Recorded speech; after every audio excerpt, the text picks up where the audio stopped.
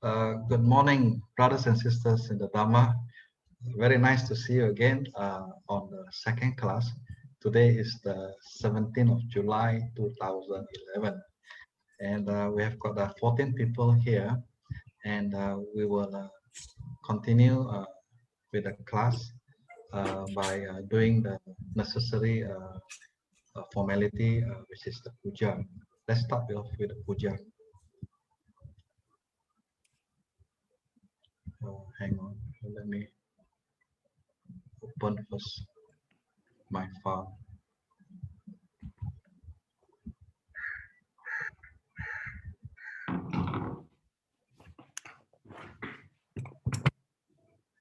Hang on.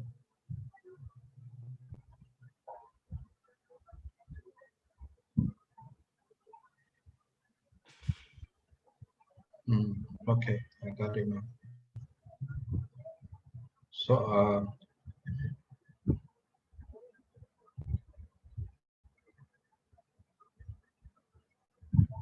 okay, so Sister Veronica will lead us in the chanting. So there we go. Sister Veronica.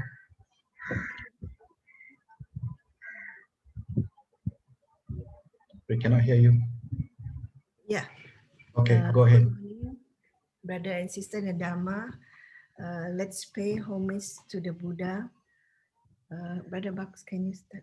Okay. Namo tassa bhagavato arahato sammasambuddhassa. Namo tassa bhagavato arahato sammasambuddhassa. Namo tassa bhagavato arahato sammasambuddhassa. Take refuge in the triple gem.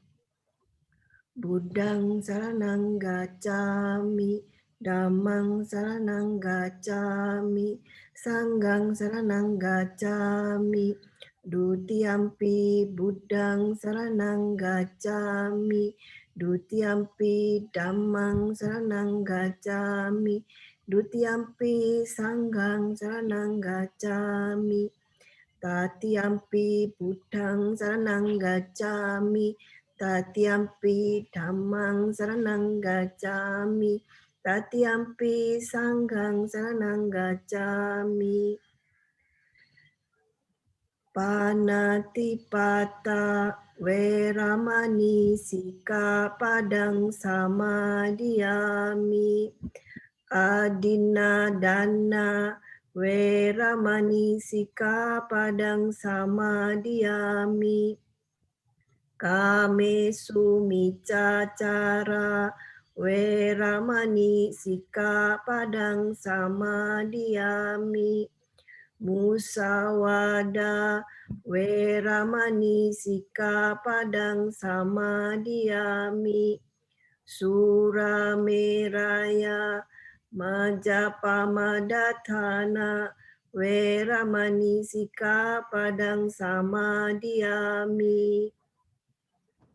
Itipiso bhagava arahang sammasambuddho Vijja Carana-sampanno sugato lokawidu anutaro purisa dhamma sarati satta dewa manusanang buddho bhagawati. Okay, so thank you so much. Thank you so much, Sister Veronica, for leading us in the puja. So good morning once again to everyone. Nice to see you here again. Now I know why we have less people in today's class. It's because Sally is giving a talk in the other Zoom. She is giving a Chinese talk today. That's why I think half of the class went there. And actually today is Sally's birthday also. So there will be some surprises and offering of that birthday to her. So anyway, I think we we go on.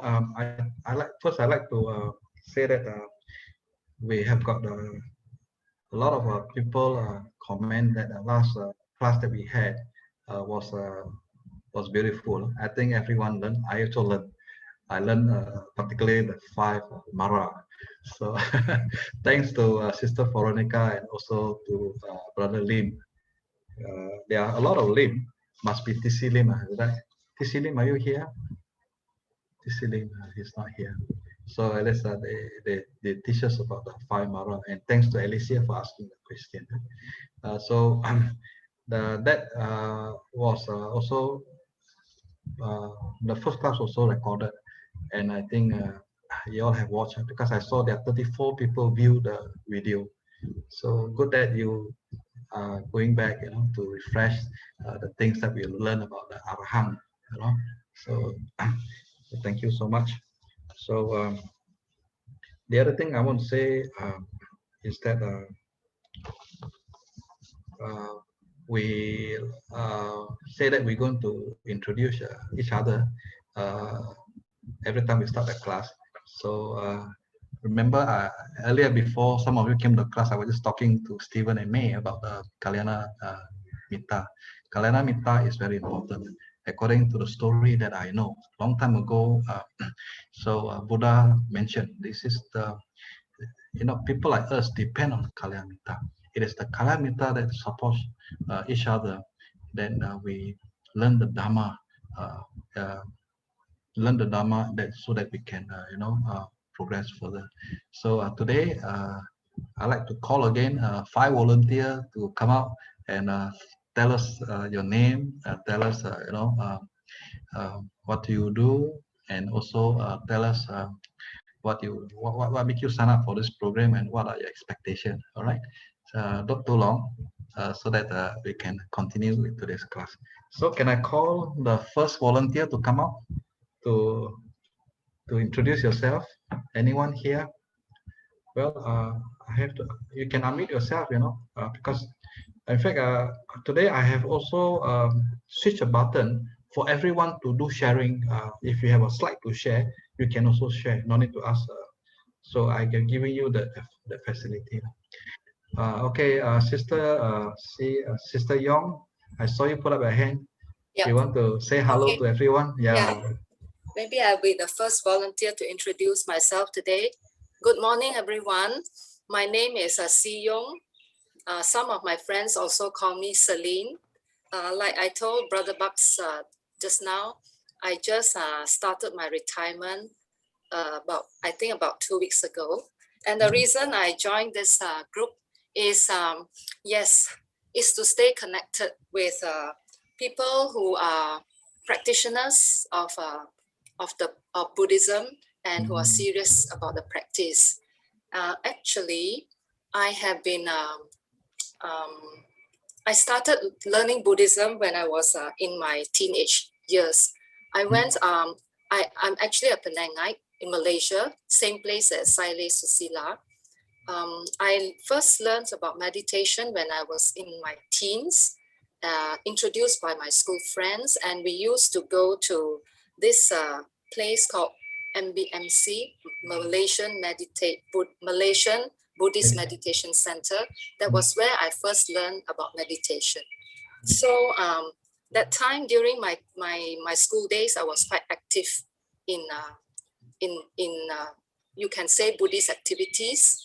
But when I came out to work, gradually I sort of like, not to say lose touch, but I'm not so diligent in my practice. So I think now it's time to get back to be more diligent in my practice. And how I came to learn about, how I came to be connected with Saile Susila. My first meditation teachers were like the Sayadaws from Burma, Sayadaw U Pandita. But later on, when I this kind of lost touch, then gradually I came back to, I spent a lot of time listening to talks rather than practice. So one day I came across Saile's talks in a CD that I found in the Tan Siang Temple. So when I keep on listening, I find that this one, her explanations are very, very clear, very easy to understand. And when we listen to what she says, we can actually like very, very easily, we can get back to, you know, the foundations. So from then onwards, I try as much as possible to follow her teachings, to listen to her talks, and to attend her one-day retreats sometimes when I'm free. Okay. Okay, sadhu, sadhu. Now that you're retired, I think you can spend more time Yeah, I learning the hope Dhamma. to. Yes. Yeah. Okay, thank you. Okay, So, thank you. thank you, Sister Siyong. Can we call the second Kalyamita to introduce yourself? Anyone here?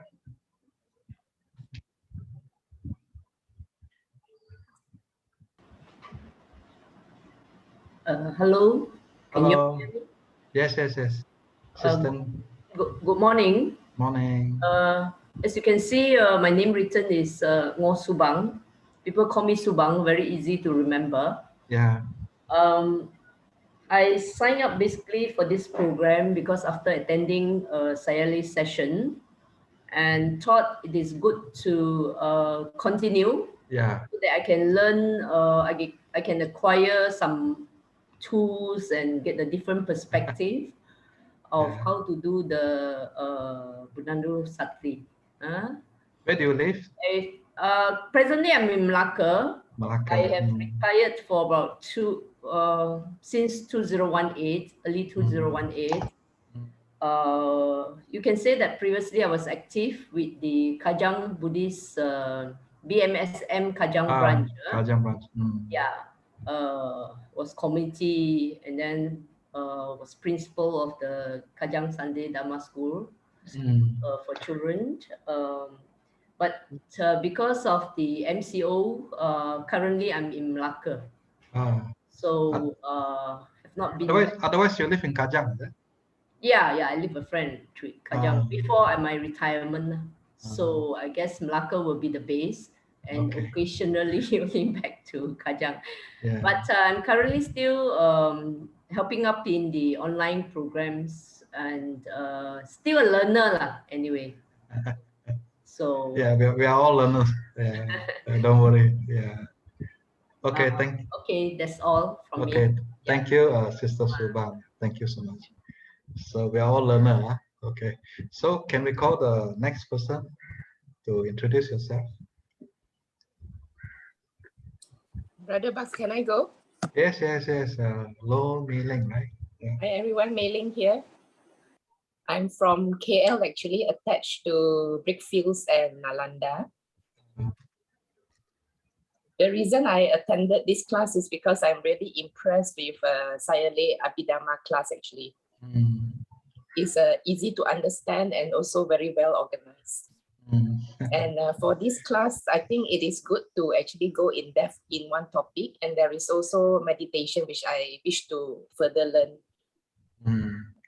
Yeah. So I'm actually a Sunday school teacher, teaching children 13 years old in Brickfields. Yeah. So the more I learn, the more I realize I don't know. So you have children of your own? Yes. They go to the Brickfield as well? Earlier they went to Brickfields, then they switched to Nalanda. So I'm also attached to Nalanda. Okay, nice meeting everyone. All right, sadhu. All right, so this is very good, by actually teaching the children, you're always engaged with the Dhamma. So that's where we continue to stay in the path, right? So Brother Bas also attended your Dhamma talk, how to teach children. Okay, thank you. Where was that? A couple of times, BGF and also in Brickfields. Oh, you attended my classes. Yes.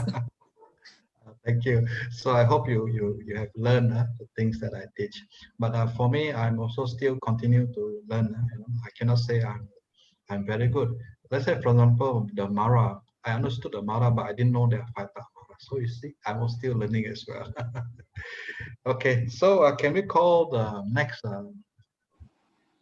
Kalyamita to introduce yourself?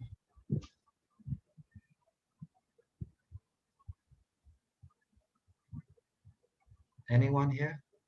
Don't be shy. Come on. Brother Bucks. Alicia. Okay. Sorry. Yeah. Okay. Yeah. Hi. Blessed morning to Brother Bucks and the meetas of our discussion group. Yeah. Alicia, Basically. you want to open your video so Okay. they Okay. can see you. All right. Not too presentable. Okay. It's okay. I'll It's show okay. myself. Okay. Thanks. Yeah. Lots of detachment here. Yeah. Don't Okay. worry. Here I am. Yeah. Yeah. Okay. So I'm Alicia Go from Malacca, but residing in Kuala Lumpur now. They also call me Mudita, a name given by late Chief Reverend of Buddhist Mahavihara of Brickfields. So my early days of introduction to Buddhism was more of dana. Yeah, because I was working near the Brickfields temple, I spent my mornings there just going to the temple, and I like the serene environment. Yeah. Then I saw monks going out to buy their breakfast, and from there I learned why not I just cook something simple for them to offer them as breakfast. So that was my little initial introduction to the world of Buddhism. How many years ago? 20 over years ago. Wow. So And the you are a breakfast young dana girl, is still ongoing till now. Pretty young. Yeah. So you've been now serving? I'm retired for about 5 years already. You've breakfast been is still ongoing even though with the EMCO. Wow. Yeah, we were there serving. We will go there early in the morning, cook something simple, offer, and then rush off to work. Yeah, that were our days then. Sadhu. Yeah. Even with the EMCO now in place, we still do dana. Yeah. We do online online order of food for them. Yeah. So maybe I should tell everyone. That was done.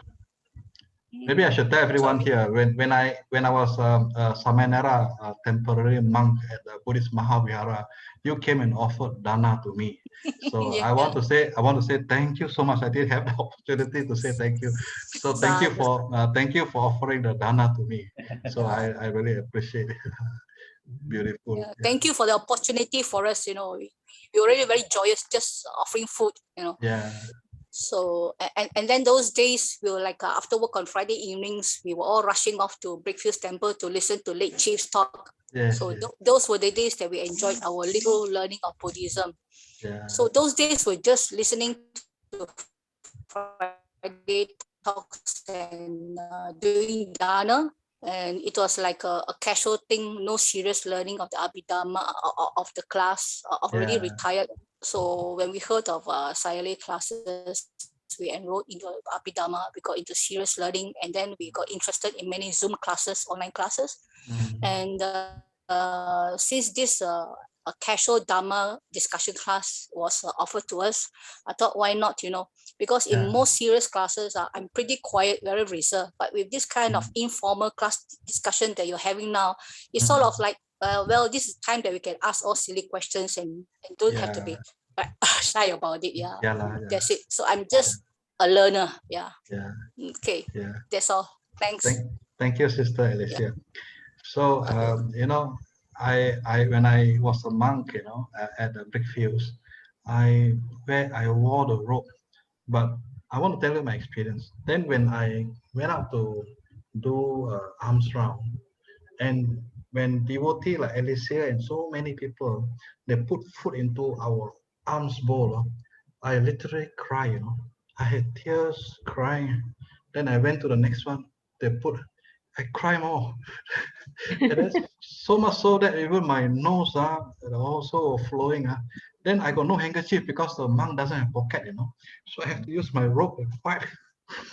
and then it was very difficult because I was crying a lot, and then I have to use one hand to hold the bowl and the other hand to keep wiping. So it was a very beautiful moment for me, because I wanted to be a monk, for a long time. And when I had the moment to be a monk, and I could experience the joy of having given food to me, because I have nothing, and that was very natural for me to thank. But the way I cannot describe my feeling. I was very thankful, and I kept crying. Oh, thank you, Alicia. Okay, so can I have the fifth person to come up to to introduce yourself. Actually, it takes a while to share that out. Come, someone here? Hello, can I share? Yes, yes. Brother Bak? Arlene. Andrew. Andrew, yeah. Yeah, my video not so clear. That's okay. Good morning, everyone, brother and sister. My name is Andrine. Oh, Sorry, okay. I have phone call. Never mind. Actually, a member of SJPA. I knew Sayadaw Susila quite long time ago. I started to attend her retreat when the first retreat in Appamada Vihara. That was the very first retreat she conducted. 2016. Yeah. 2016. On the first group. And that's where I started to know her. And subsequently, I also carry on to, actually I started before the at retreat. I have been listening to her Dhamma talk through the CD. I was very impressed with all her Dhamma talk that she mostly conducted overseas. And yeah, I keep listening to her CD in the car almost every day then before I joined the retreat. So I have so much confidence in her, and I like her Dhamma talk. It's very simple and clear. And subsequently on and off, I also attended her talk, but not as frequent anymore. And I later joined a lot of Ajahn from Thailand. So on and off, I get back to her whatever Dhamma talk she has. So yeah, it's been many years already. Yeah. Thank you. Thank you, Sister Arlene. All right. Thank you. So it's actually very good to see so many people following this Sayadaw Susila. In fact, I mentioned just now to Sister May and Stephen that we are actually planning a few more events, but the official announcement hasn't been out yet. But we're going to do another class like this, which is called Moment to Moment, based on a book also written by Sayadaw. And that book talks about the 5 aggregate. So there will be a class like this. Then there also will be another Abhidhamma class. For those who are very serious, you can sign up. Maximum they're going to take is about 30 to 40 people. And that will be once a month, running for 1 whole year. So you have to watch out for the announcement. They will make announcements. So these are the kind of study group that, like similar to this, that we can go in depth. For those who are serious, we can actually, like what Alicia said, we're not malu to ask, we can ask because this is a very casual group. So this is where then we can grow even much faster and further. All right. Okay, so thank you to everyone who has participated in introducing yourself. And now I think we shall go into the class. Okay, so I'm going to continue to share my slides. Okay, so you can see my slides here, right? Now, how do I put into presentation mode? How to click? Anyone can help me? Where do I click? Reading view. You just go. Where's the click presentation? Slideshow, I think, Brother Bucks. Where is it? There. Yeah, slideshow. Next slideshow. one. Yeah. Okay, and then presentation. That's it. I cannot open. This one, from beginning, can you click on those on? I stopped sharing your on the left slide again. But I think I stopped share. Then I go and I over here. Then I do presentation. Tak boleh juga.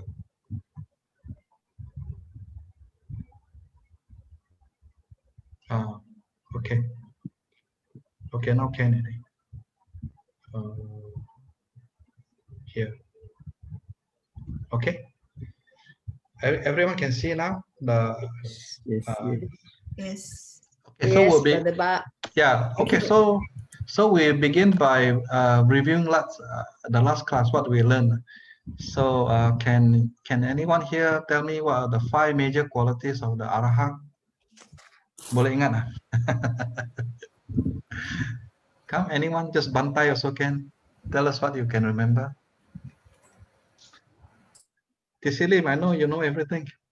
Give us one. Destroyer of kilesas. Yes, correct. Destroyer of kilesa is the one of the 5. Major one. Come on. Does not do any evil deeds even alone. Does not do any evil deed even alone. Destroyer of the spokes of the wheel of Dhamma of rebirth. Yes. Tisilim, the one destroy. Doesn't do evil deed even though of his own. You're saying. Or even though alone. Even though alone. Yeah. In solitude by himself. It's not in the 5. It's not in the 5.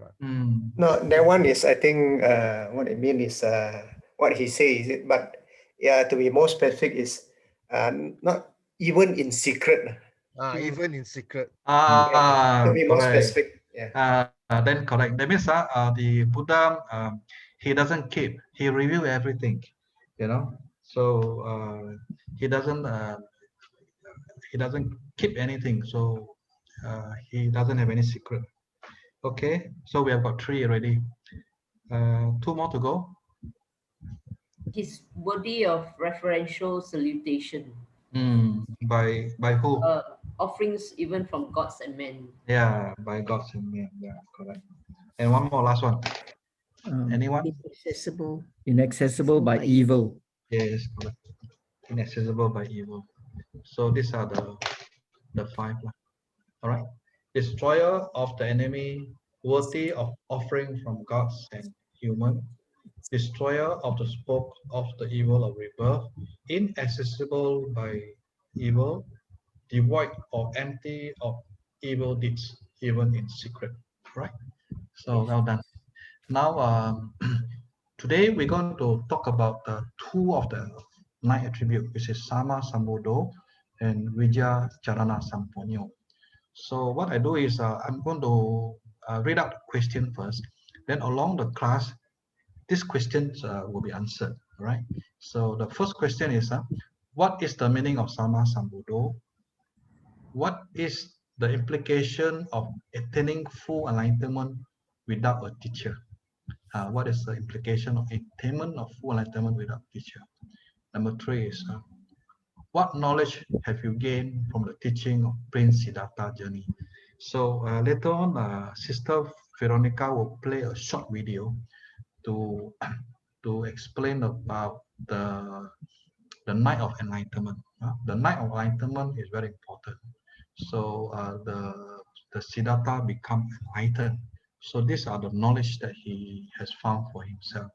So these are the things that we'll learn from the video. And number 4 is, why is it important for a Buddhist to gain both knowledge and conduct? So these are the things that we're going to discuss in today's class. Why is it important for a lay people like you and me to gain the knowledge and also conduct? So what is knowledge? What is conduct?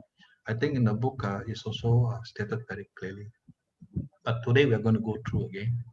And the last one is, how do we obtain knowledge and cultivate virtuous conduct through daily practice? That means from what we know, how can we obtain this knowledge and cultivate through our daily practice? Okay, so this is class number 2. I go next. So the first is Sammasambuddho. Sammasambuddho, what we do is we're going to watch a short movie which our sister is going to play for us. This is an animation, I think 13 or 15 minutes like that, where Prince Siddhartha sat under the Bodhi tree, and then he then discovered the things. So during the first watch, second watch, third watch, I will let the video explain. So I'm going to stop sharing and let the sister play the video. Sister Veronica, you can play the video. Yeah, okay.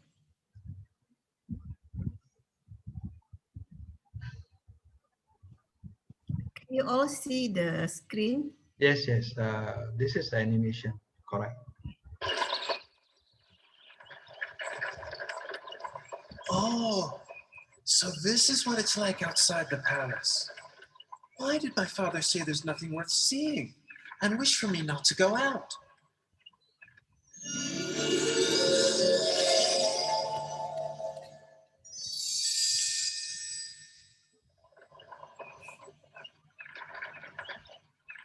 Channa, stop the chariot.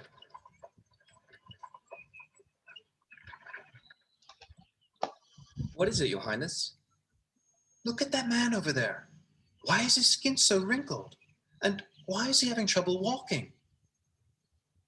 Oh, that's an old man, Your Highness. An old man? Everyone who lives for long enough will come to be like that man, Your Highness. Everyone must come to a state like that?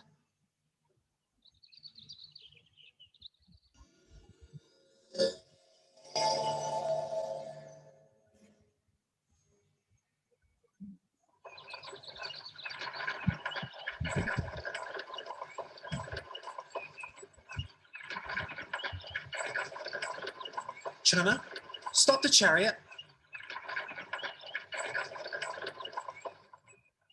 What is it, Your Highness?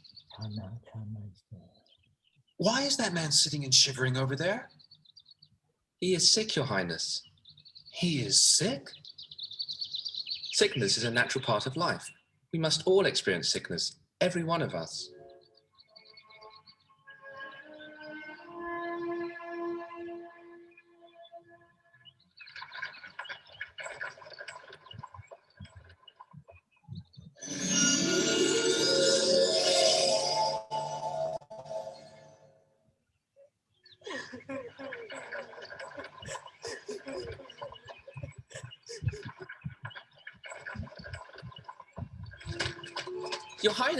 Your Highness, where are you going? Your Highness, please come back. There's a man wrapped in that cloth, isn't there? Your Highness, that's a dead man. And must we all die? Yes, Your Highness. There isn't anyone that can escape death. Even me? Yes, Your Highness. Even you are subject to death.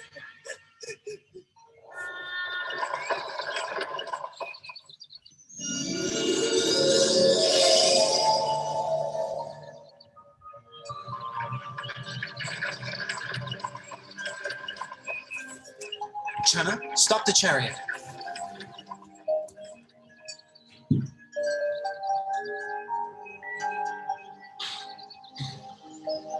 That is a monk, Your Highness.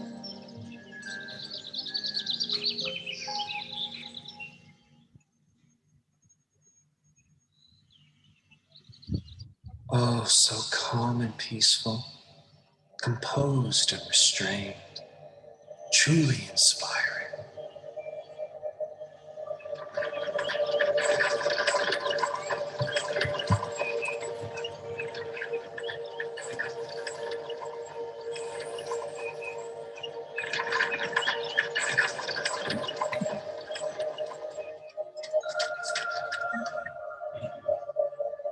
Your Highness, your wife has just given birth to a son. My dear child, I've just begun seeking for a path beyond suffering, and now you are born, like a snare from my heart. I will give you the name Rahula, which means fetter.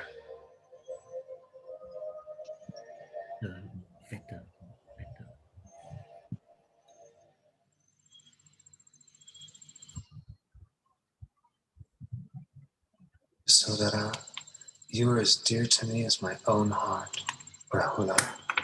You are everything to me.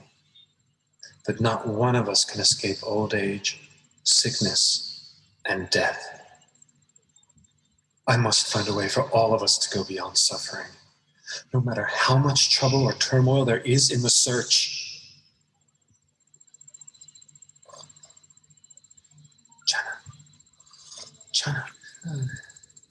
Channa, wake up. Channa, wake up! What is it? Channa, go quickly and prepare my horse, Kantaka. Don't let anybody see you. Meet me in front of the palace gate. Hurry. Yes, Your Highness. At the moment that Prince Siddhartha was leaving the palace gate, Vasavati Mara, the great deceiver, manifested. He was now worried that he could not use the prince's enjoyment of sensual pleasures to keep him under his control.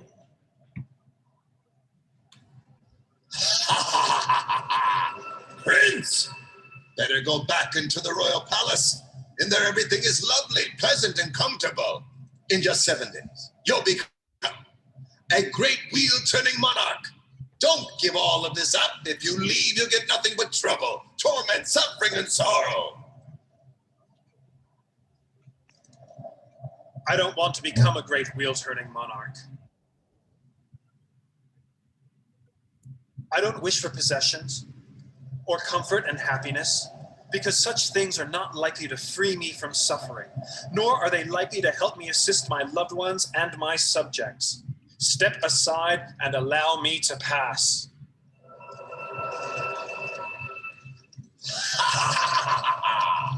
Do you think you can escape from my power? I'll be here waiting for you, see? For a chance to overwhelm you with greed, hatred, and delusion. I'll follow you like your shadow. Let's see who will win this battle. We've reached the river Anama. Stop right here, Channa.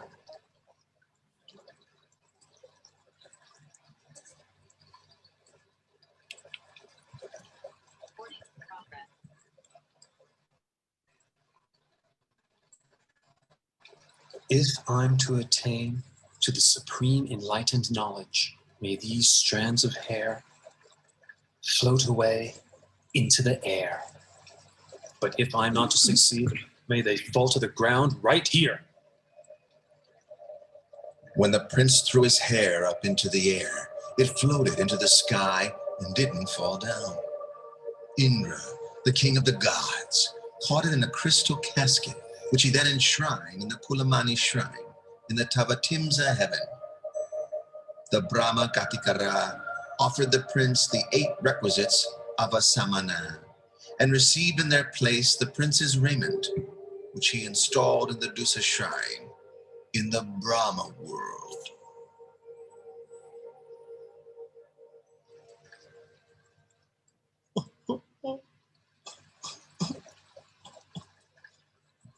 Don't be sad and upset, Channa. I'm doing this in order to seek the way out of suffering for all beings.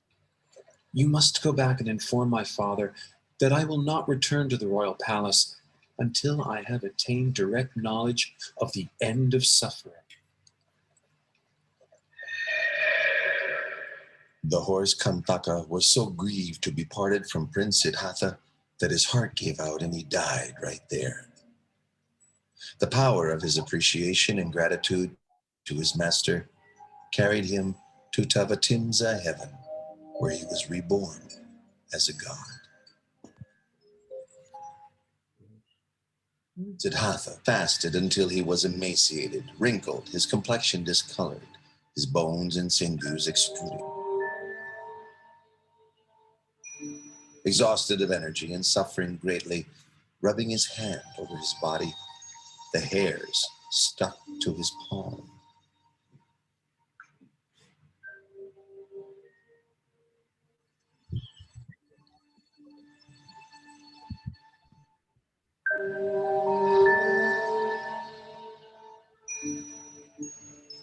I've carried out the extreme ascetic practices, pushing the body to limits which no other could exceed. Why have I not yet attained enlightenment? Or perhaps this path is not the way to liberation. The Bodhisattva is worrying and wondering about the path to realization. What's the best way to help him?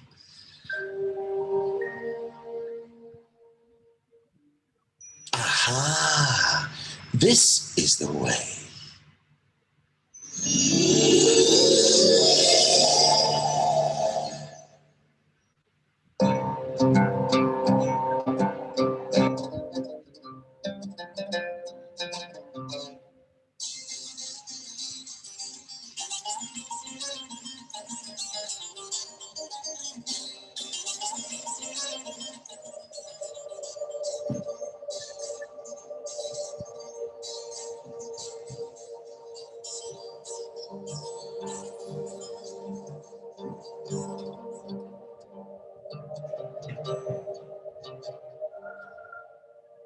One string of that lute was too tight.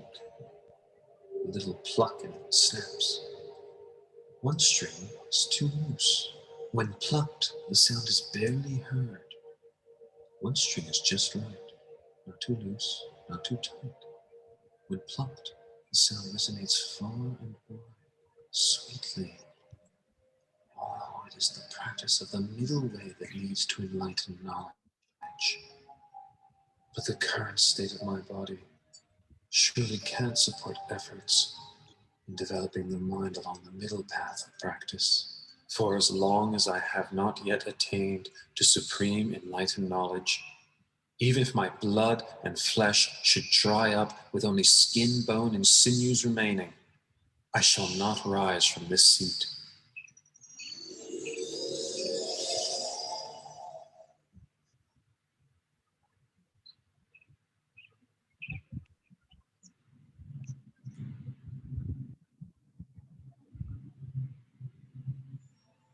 After his victory over Mara and his host of deceivers, the Bodhisattva's mind was firm, focused, and concentrated.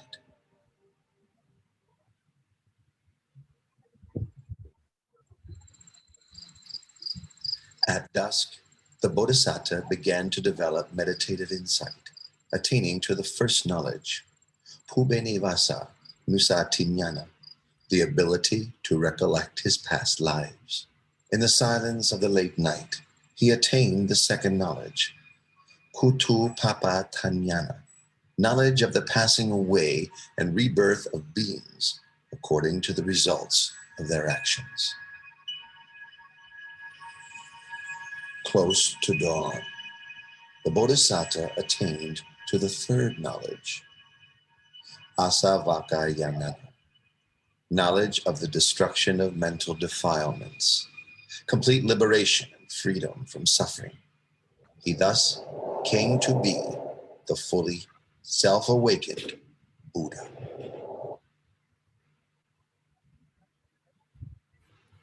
Yeah. Okay, so thank you for playing the video, Sister Veronica. So as we can see, the Buddha actually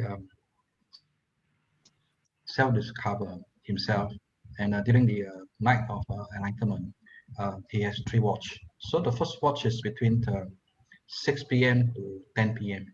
That's where he could actually see himself being born again, and how did he born? I mean, the karma that brought him to that realm, and also what was his given name, his experience, appearance, what color he is, and so forth. And he could see pass and pass and pass, even hundreds of years, thousands of years, aeon. So then that was a first watch. Then that make him understand. Then a second watch between 10 to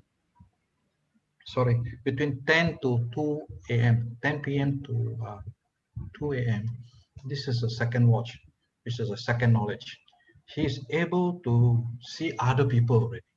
How that person die and born again, what kind of karma that he did that brought him to which kind of realm, and he could follow that life, follow,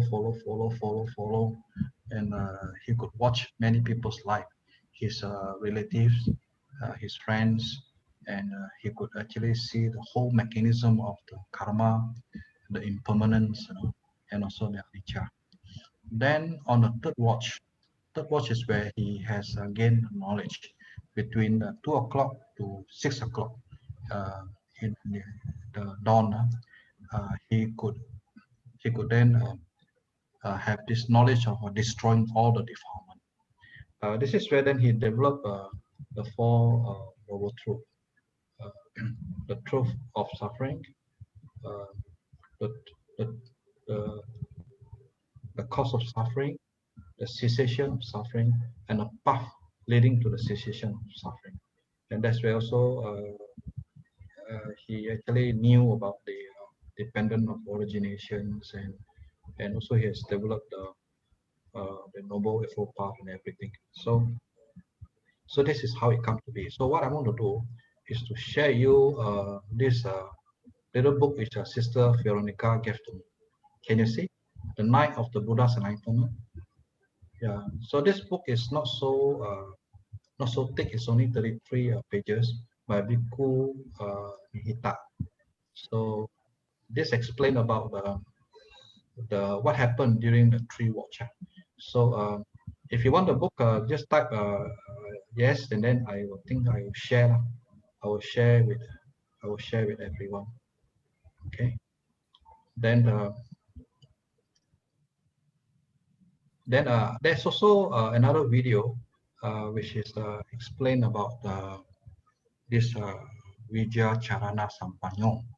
I think Sister Veronica, can you play the short video by Bante Hai? Well, if you are Malaysian, then you know Bante Hai is Sammasambuddho.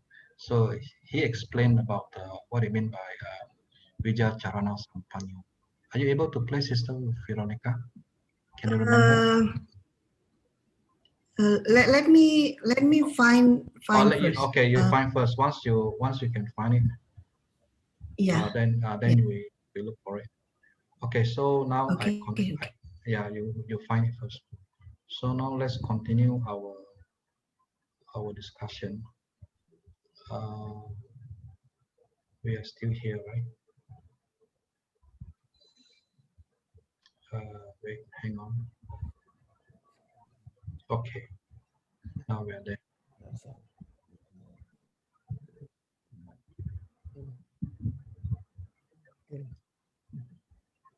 Okay, so Sammasambuddho, attaining full enlightenment by his own effort without a teacher. So this is the difference between our Buddha and the other disciples. He found the enlightenment by his own effort without a teacher. Sama means rightly, thoroughly, properly, perfectly. Sam, as in Samna, means himself. Buddha means awakened one. So if you put together Sammasambuddho, it means one who, without a teacher and through his own effort, attained full enlightenment to become a Buddha, one who is fully awake. Okay, so that's the meaning of Sammasambuddho, which we have saw in the video. So the Buddha struggled, he struggled through beating his own body, went into extreme. Even when he rubbed his hand, all the hair drops out. He says, when he touches his belly, he can touch the backbone. So then he understood that is not the right way. So the right way is the middle way. There were many versions. One of the version is that during that time when he was at the time of doing that kind of extreme meditation, there was this person on a boat. He was playing the guitar, and then he taught the son, if you tight too hard, then the guitar string will break. If you tight too soft, the guitar string is loose, you cannot play music. So you must adjust it just nice, just nice. That means not too hard, not too soft.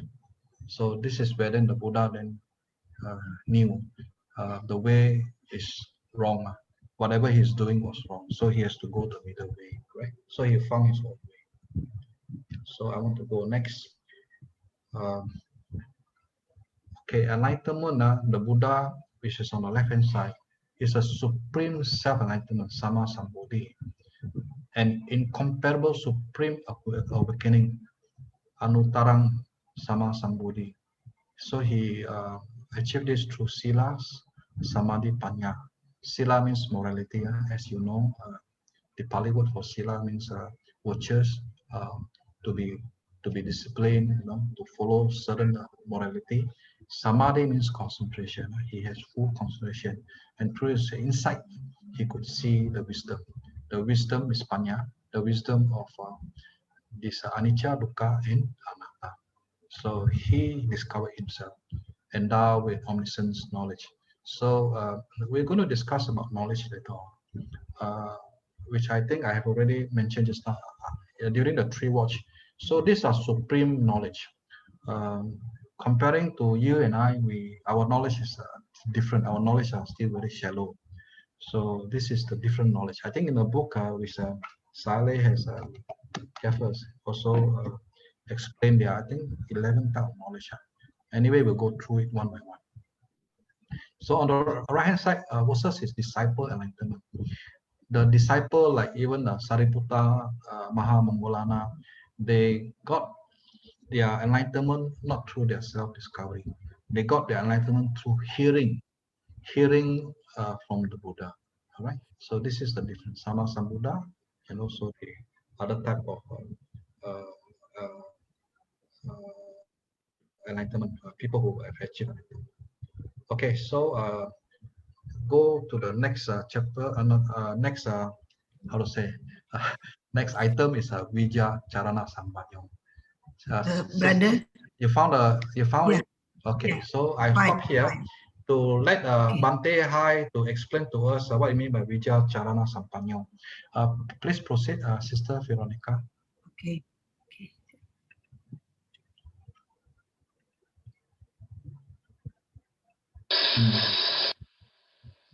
Okay, tonight's talk is on Vijja Carana-sampanno. This, as you all know, is one of the 10 names given to the Buddha. That means the Sammasambuddho. And the Sammasambuddho is completely endowed with this Vijja Carana. But other Buddhas, like Pacceka Buddha and Arahant disciple, they have Vijja Carana, but they are not completely endowed. So, or they may not be completely endowed with Vijja Carana. Vijja is knowledge, and Charana is practice or cultivation of the holy path. So when you practice Charana, the cultivation part, the result is Vijja, knowledge. So now I will explain these two things. Now, Charana is the practice of cultivation which has to be undergone by an Arahant, a Pacceka Buddha, and a Sammasambuddho. All of them have to practice these things completely, these three things completely. Sorry, these 10 things completely. There are 10 items in this Charana. And anyone who is enlightened has to completely practice these 10 things. Okay, so thank you, Sister Veronica. So that was Bante Hai. He explained about the Vijja Carana. So now we will go into the three words of Vijja Carana-sampanno and try to understand what it means. Okay, so I'm going to continue sharing here. Okay, Vijja means clear vision, refer to higher knowledge. So this is the knowledge that I spoke about that he attained during the enlightenment night. So that's called higher knowledge. Chara means conduct, the practice of virtuous conduct. So again, we're going to go through the type of conduct one by one, and we will discuss what they mean here by conduct and sampanno, endow with or possess of bonding with. So if we put together Vijja Carana-sampanno, it means endowed with knowledge and conduct, full of wisdom and goodness. All right. So I will continue to study to understand what these three words means. Vijja Carana-sampanno explain knowledge. Three knowledge, Ti Vijaya. So this is the three knowledge that I spoke about, and then together with the other 8 knowledge. So in the book it has described, and I will also go through it one by one now. Okay, explain knowledge. Knowledge, recollection of previous life, which is on the first watch between 10 o'clock to 2, between 6 o'clock to 10 o'clock. Divine eye, that means he can see other people die and reborn again. So that was between 10 to 2 o'clock. And the third watch, knowledge of destructions of all things. This is where he formulate the four noble truths to destroy all the defilement. So that is between 2 o'clock to 6 o'clock. Then the other knowledge, these are the three important knowledge. Then the other knowledge that we also should know is number 4, insight knowledge, vipassana. I think most of you are meditators, so you understood what vipassana is. Knowledge of creating mind-made body, including multiple bodies. So this is I think we understood the rupa. There are 20 rupa. So the mind actually can create a rupa. So this is what the Buddha can do also.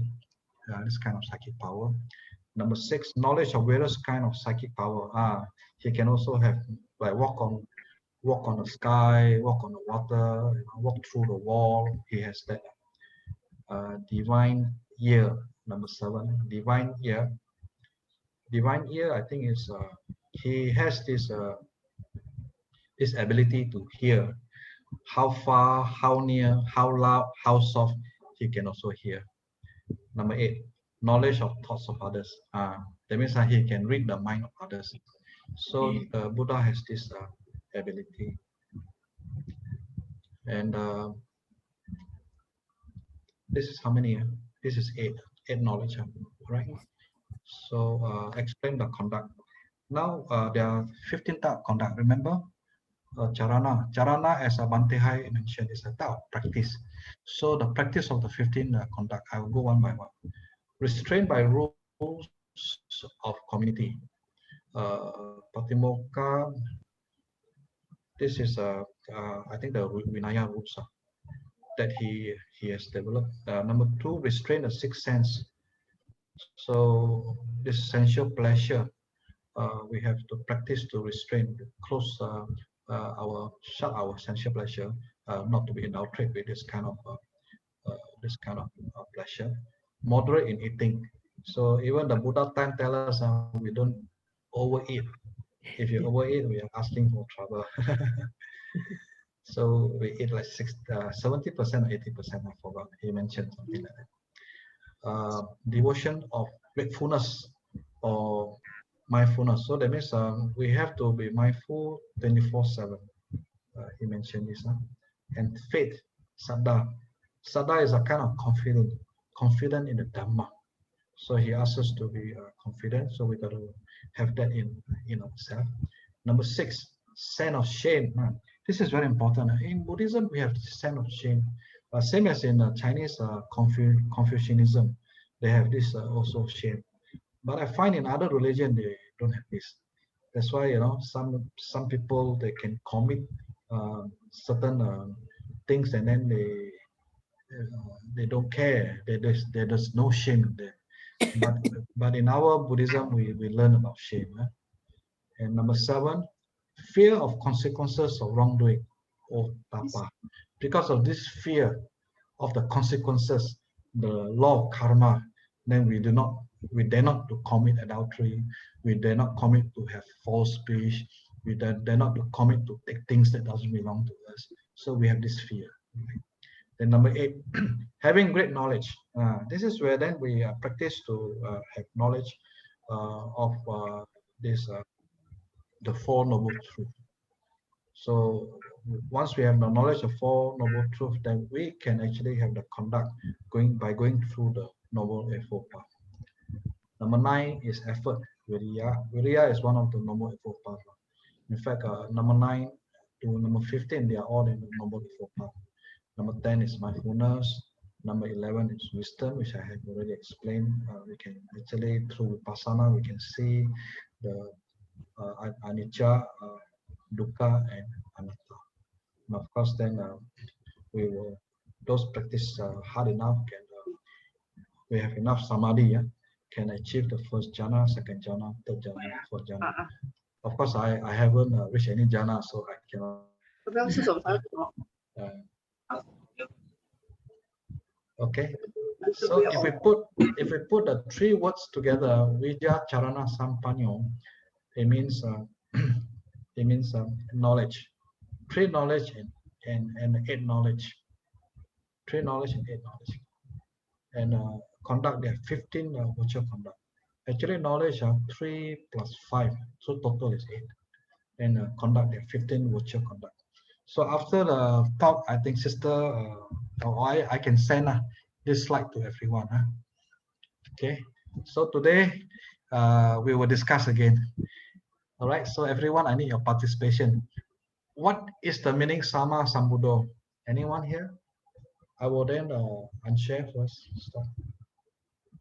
Okay, what is Sammasambuddho?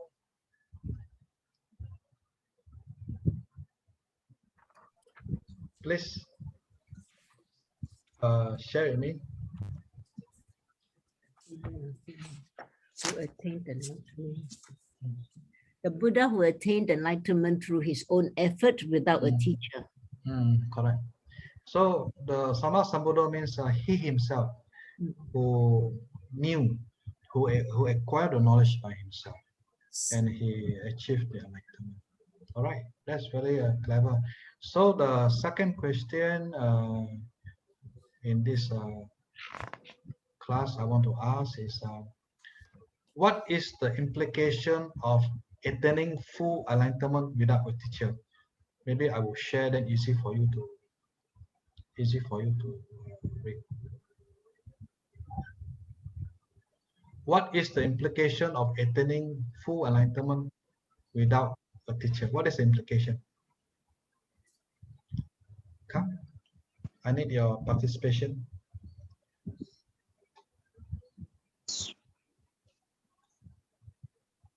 So I have got Wong Tong Lok here, Ian Chen. Many people. You want to share us? Yes, he knows everything. What is the implication of attaining the full enlightenment without a teacher? Brother Bucks, can you explain in layman term what do you mean by implication? I thought when a person is enlightened. Why is there implication? Clarify, please. Thanks. Okay, this question was designed by the facilitator. Sister Veronica, do you know the purpose of implication here? I will ask Sister Veronica. Sister, did you design this question? No, this is from Sister C. Oh, Sister C Chen. Yes. Okay, so Sister C Chen is not in this group. She is a designer of this question. Maybe we'll ask her what is the implication of attaining the full enlightenment without a teacher. Can I say that implication in this case means he develops the whole thing? There is nothing that he doesn't know. I think in my personal opinion, I think like that, because he could able to see his cycle of death and rebirth.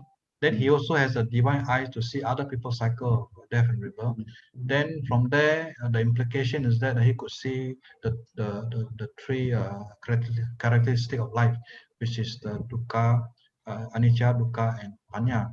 Because of he understood that life is suffering. Then the implication is that he then developed the Four Noble Truths, to make us understand. And also he developed the Noble Eightfold Path, which is the path that leading to the cessation of the suffering. All right. So I think this is the implication. Also, he understood the dependent on origination. So by destroying the spoke, then he knew that the third noble truth, that's the suffering can be ceased. So I think this is the answer to it. But anyway, I will ask Si Chen also, Sister Si Chen, who will develop this. Okay, I see two persons raise the hand. Can you please unmute yourself and tell us what you have in mind? Yeah, can I just give my point of view? Yeah. I checked the dictionary. The word implication, it means a possible effect or result of an action or a decision.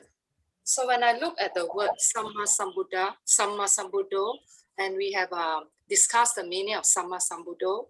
It means that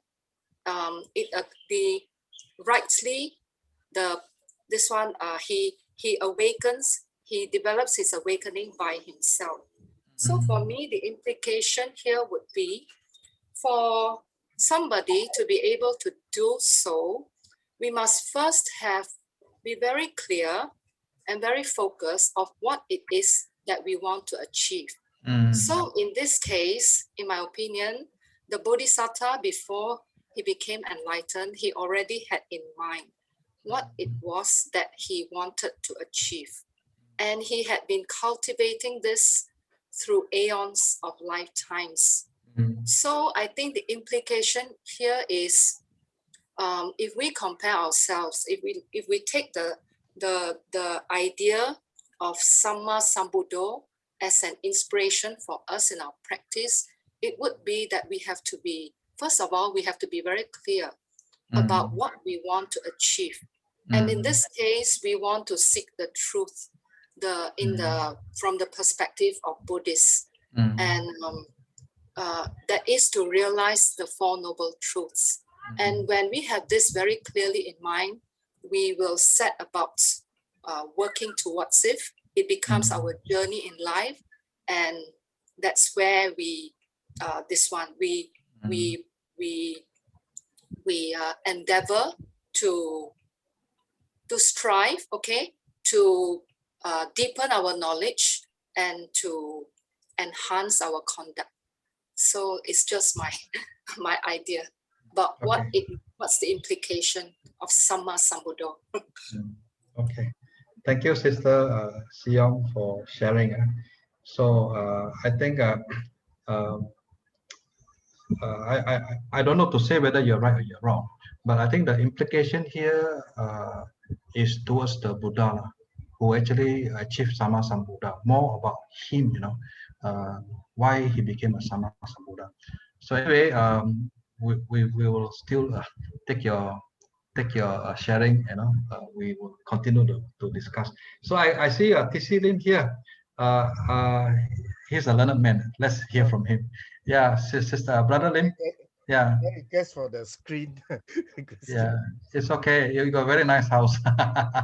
the screen for the question. Oh, you want the screen for the question again? Okay, I go back to the sharing part. Wait, hang on. Okay, can you see? Yeah. What is the implication of attaining the full enlightenment without a teacher?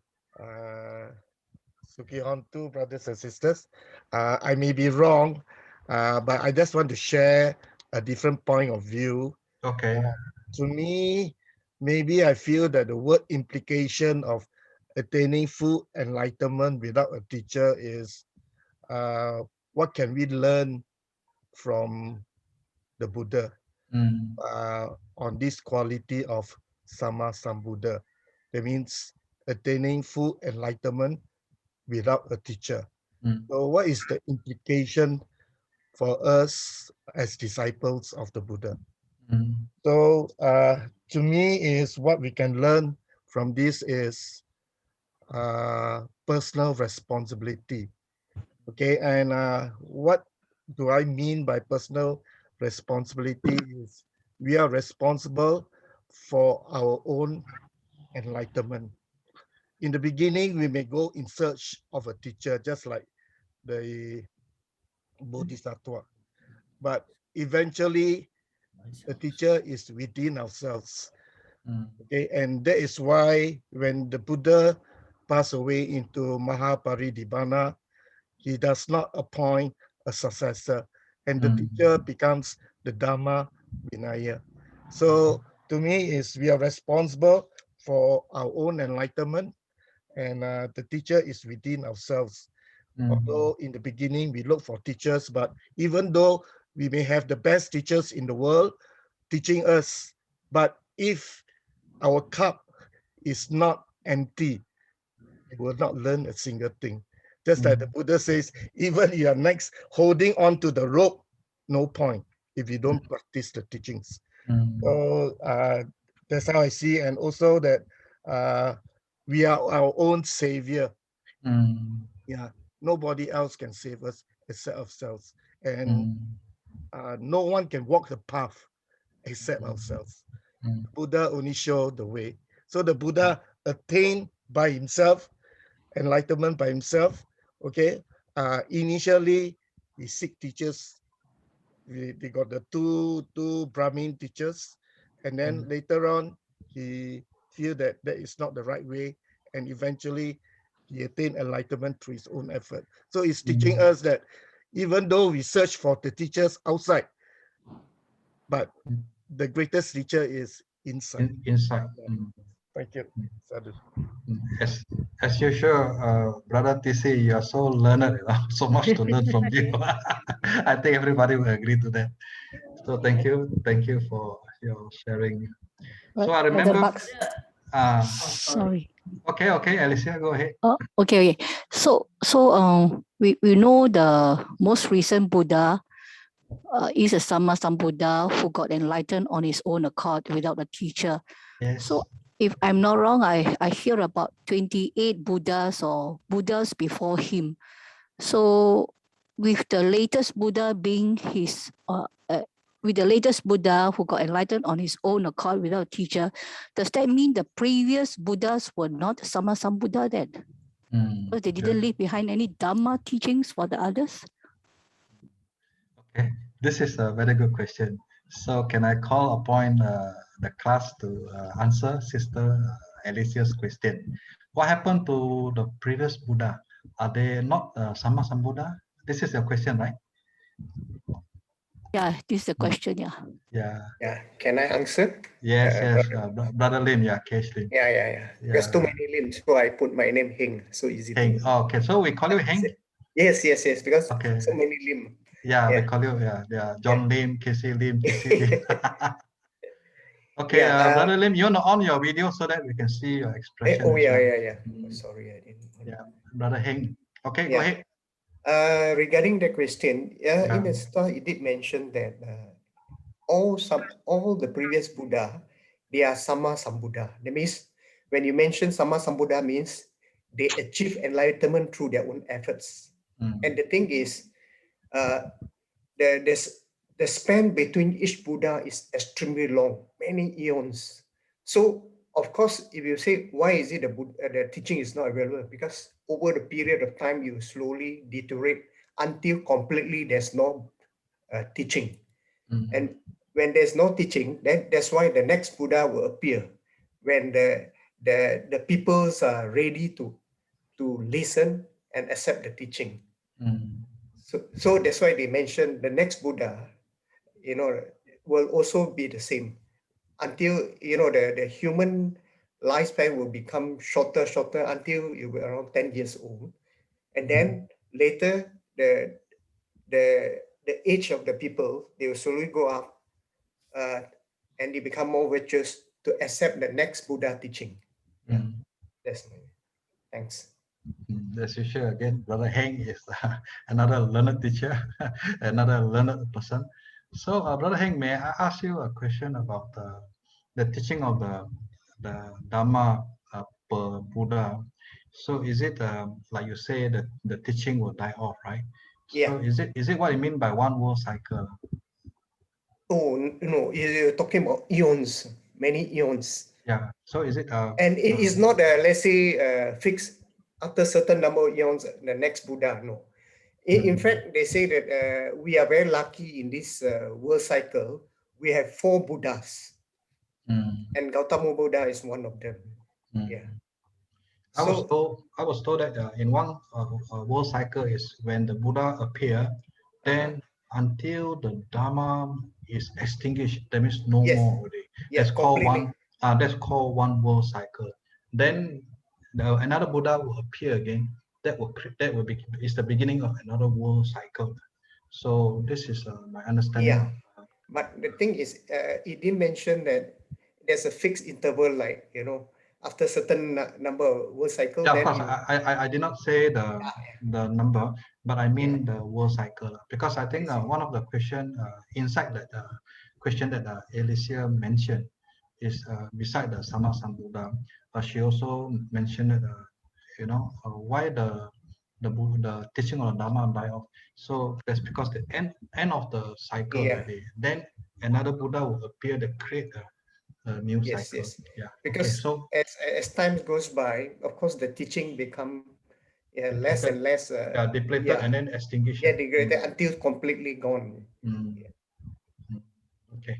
So there's another thing that I want to mention here is I forgot from which sutta, but the Buddha mentioned, "Oh, house builder, I found you now." So you are the one. I've seen you now. You are the one that caused me to, in the samsara die. So that is I would think that's also one of the implication of self-taught Sammasambuddho.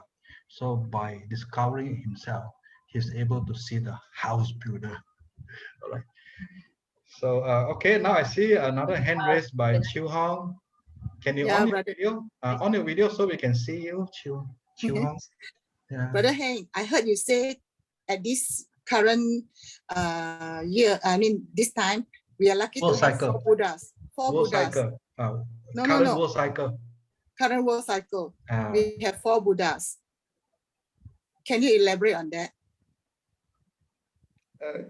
Yeah, that means before this current Gautama Buddha, we have 3 other Buddhas in these world cycles. That means we are very lucky. Are they Pachika Buddha? No. They are performing Buddha. Yes, Sammasambuddho. So this world cycle has the most number of Buddhas. It's mentioned in the suttas. They are Sammasambuddhas, but they are not actually a Buddha yet, is it?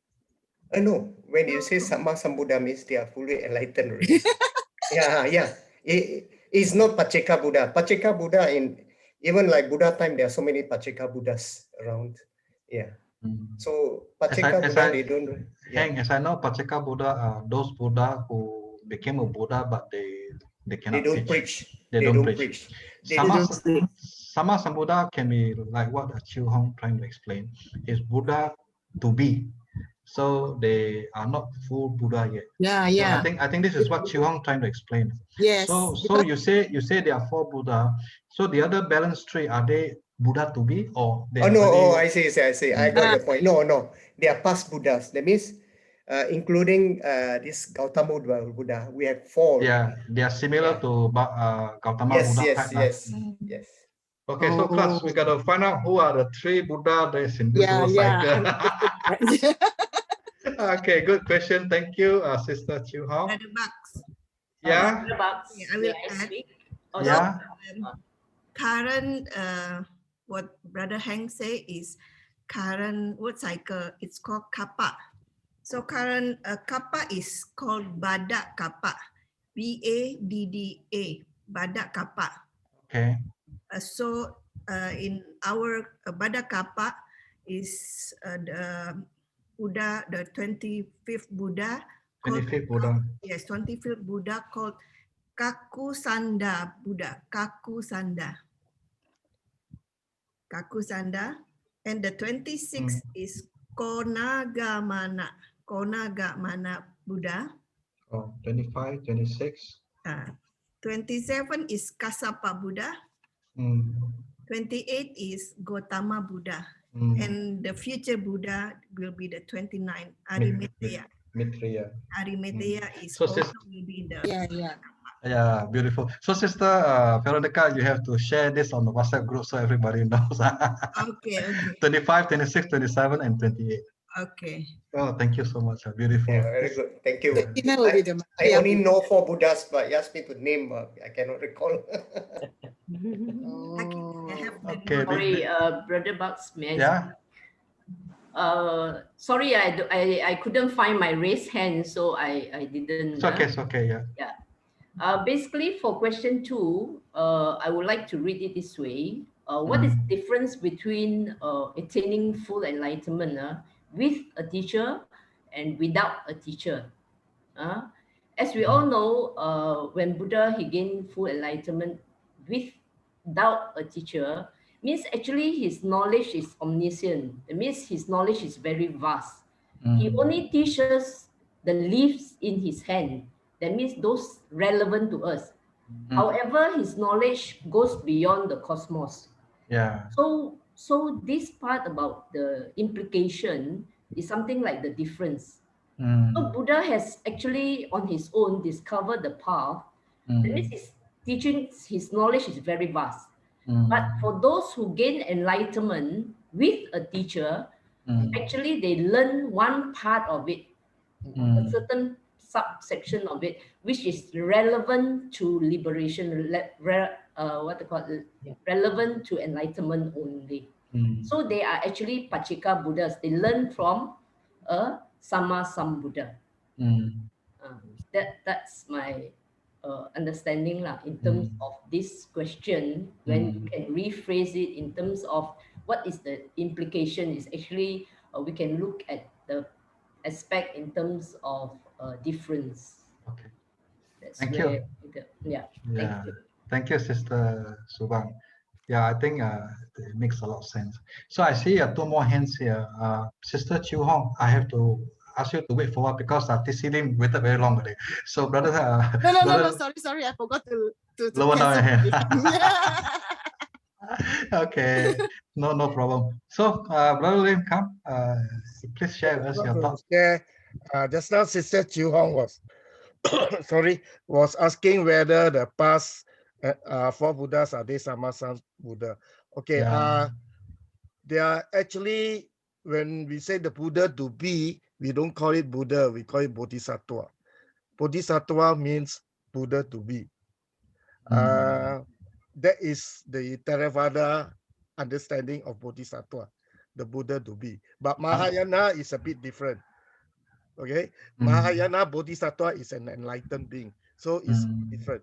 But for Theravada, Bodhisattva is the future Buddha to be. Okay, and in talking about Buddha, there are actually 3 types of Buddha. One is the Sammasambuddho that we are learning now. And the other is the Pachika Buddha. And the third one is the Sawaka Buddha. The Sawaka Buddha, another name for Sawaka Buddha is Arahant. So in all the world cycles, there can be many Pachika Buddhas. There can be many Sawaka Buddha. There is Arahant. But in just like what has been mentioned, in one world cycle, only one Sammasambuddho. So the past Buddhas are all Sammasambuddhas. And the Sammasambuddhas, they have certain what we call Dhamma Niyama. That means certain things happen, it will be repeated again. That means the next Buddha, Maitreya Buddha, will also be born in India, no other place. Okay? No other place. And Buddha before the last human existence will always be in Tusita heaven. So Maitreya Buddha, they believe, is waiting in Tusita heaven now. So it's all the same thing will repeat again. Okay, Dhamma Vilaya, the law of nature. That's why when the Buddha comes, certain things will happen. Certain miraculous things will happen. People call it magic. We call it the law of nature. When the Buddha comes, something will happen. Okay? And even the 4 Noble Truths is not created by the Buddha. The 4 Noble Truths is part of nature, is inside there. Is that because of our kilesas, our defilements, we cannot see it. So we need a Sammasambuddho to discover these 4 Noble Truths and teach us. Okay, it's already here. Okay, it's within nature itself. Okay, that's why the 4 Noble Truths is about nature, it's about dukkha and the sensation of dukkha. It's part of nature, it's samsara. Okay, so the Buddha did not created it, except discovered it, because only a Sammasambuddho can only discover these 4 Noble Truths. Okay, why can't we discover for ourselves? Because of defilements. That's why the Buddha got to go through yawns and yawns, okay, of parami, okay, and, to purify himself and get rid of all the defilements to be able to the truth. That's my sharing. Thank you. Thank you, Brother Lim, as usual. You know, you are so learned. And then I think you have corrected my view and also Sister Chiu Hong's view that Sammasambuddho is not a Buddha to be. The Buddha to be is a Bodhisattva. So thank you for correcting our view. Because I have learned from someone, so that someone has given me the wrong view and and he got here. So that's why this class is important. But in the Mahayana context, the Bodhisattva is an enlightened Buddha. It's different concept. Yeah. It's an enlightened Buddha. That means they do not want to go into Parinibbana and they come back to save all. It's a different teaching. Yeah, I heard. Yeah, but because we are studying the Pali Canon, so we follow the Theravada context. So we understood now there are three types of Buddha. The first type is Sammasambuddho, the Buddha that discover the awakened by himself. The second type is the Pacceka Buddha. So in one world cycle, there are many Pacceka Buddha also who actually discover by himself, but they don't preach the Dhamma. Is that correct, Mr. Lin? Yeah.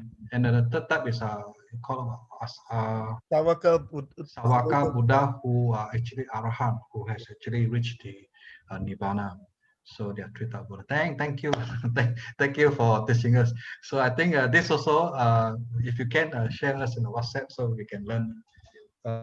Beautiful. This question has expanded to so many things. Okay, Sister Siyong. Sister Siyong, please, you have to unmute yourself so we can hear. I have a question. Boleh?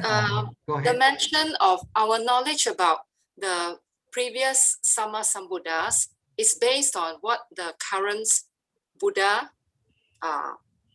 told us, right? So I would like to know, actually, in which sutta did the Buddha, did Sakyamuni Buddha mention all these previous Buddhas? Yes. Yeah, I would like to know which sutta actually. Brother Lim, boleh ingat which sutta? I don't know which sutta, but you can find it in the Buddha Vamsa. Okay, the so Buddha this is the class. Is the Chronicle of the Buddhas.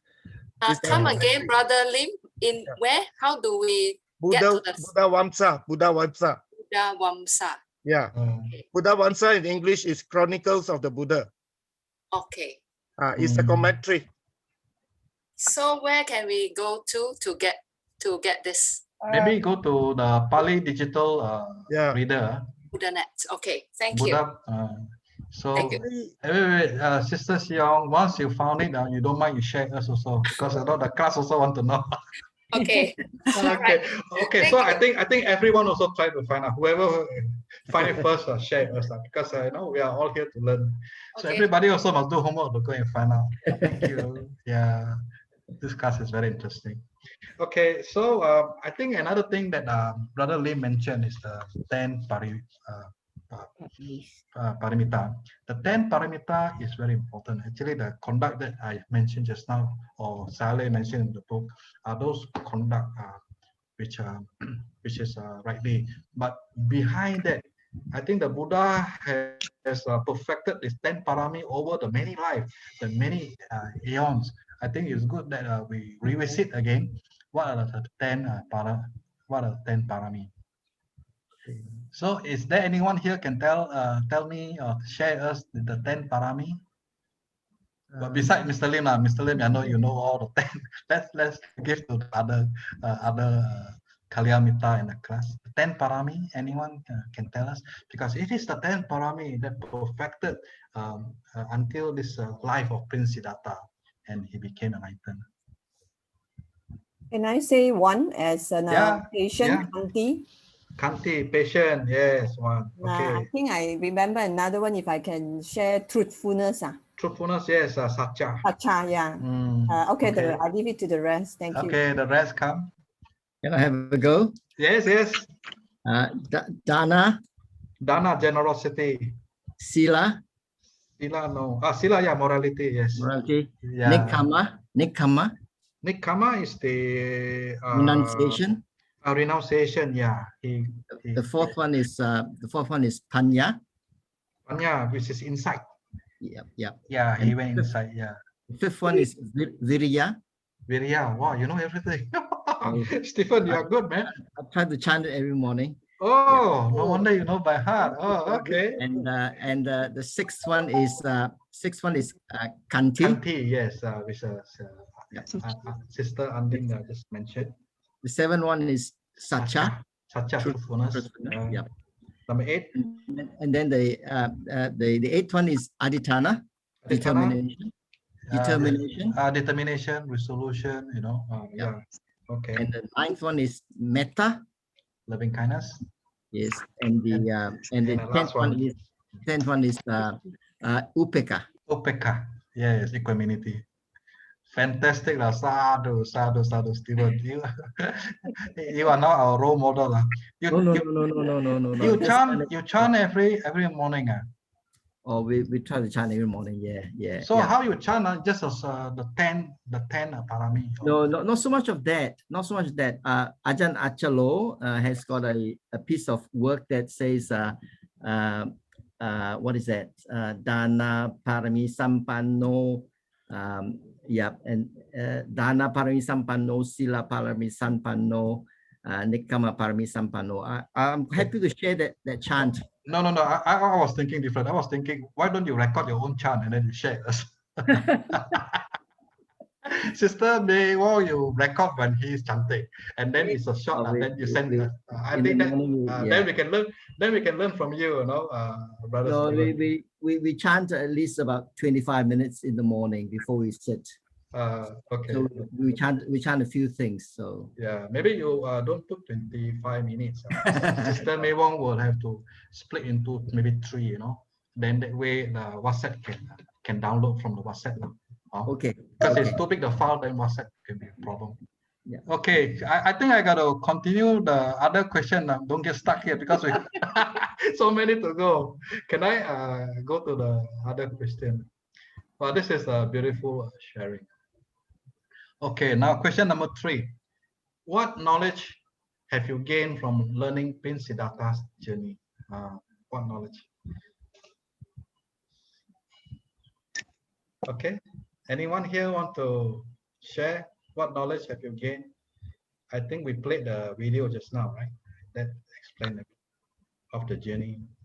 Learning Prince Siddhartha's journey. Is that Grace? Grace, you want to say something? I would say that I can learn that he has a very strong determination, that he has a clear visions that he wants to attain the enlightenment. Even though the teacher doesn't, the 2 teachers doesn't suit him, so he found his own way to find with his past parami, the perfections that he attained, that he strives until he got his perfection. So the 2 teachers are who? The one in yeah, he has 2 ascetic. The 2 ascetic teacher. Then he abandoned the teacher, and then he went on his own. Yeah, he learned from him, but he found that these 2 doesn't suit him that he's looking for. That can lead him to the full enlightenment. So he left, and then even though the 5 ascetic friends with him also left him while he was practicing, but he still strived on until finally he get fully enlightened. So I feel that he has a very strong determination, and then after his enlightenment, he has the full compassion to teach to go out teach everybody, the people. Okay, I think we can agree to it. Anyone has got another opinion? Does anyone has another opinion? Okay, otherwise we go to the 4th question. Thank you, Sister Grace. Thank you for sharing. I think we agree with your answer. Okay, number 4. Why is it important for Buddhists like us to gain both knowledge and conduct?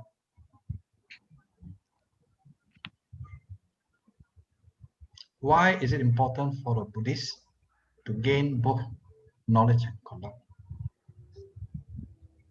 So, anyone?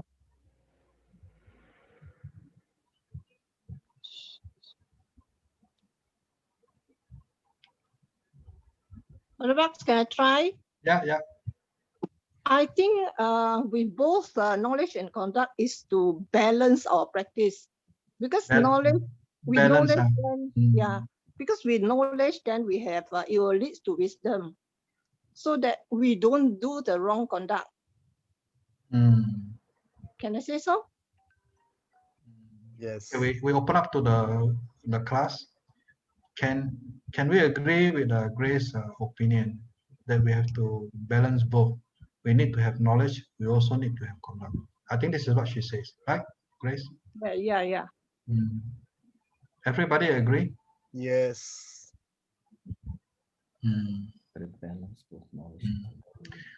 So what happened is I also read this how do I say, the Anguttara Nikaya, which explain about there are 4 ways to reach enlightenment. Let me take out. There are 4 ways to reach enlightenment. So if I can open up and show you, this is the one.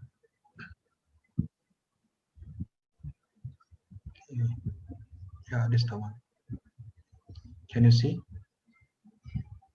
So this is Anguttara Nikaya, books of 4, 147 times. So this is what the Buddha says. Medican, when these 4 times are rightly developed and progress, they gradually lead to the ending of defilement. What are the 4? Number 1, a time for listening to the teaching. Number 2, a time for discussing the teaching. Number 3, a time for serenity. And number 4, and a time for listening. That means what the Buddha says is that there are 4 ways to reach enlightenment.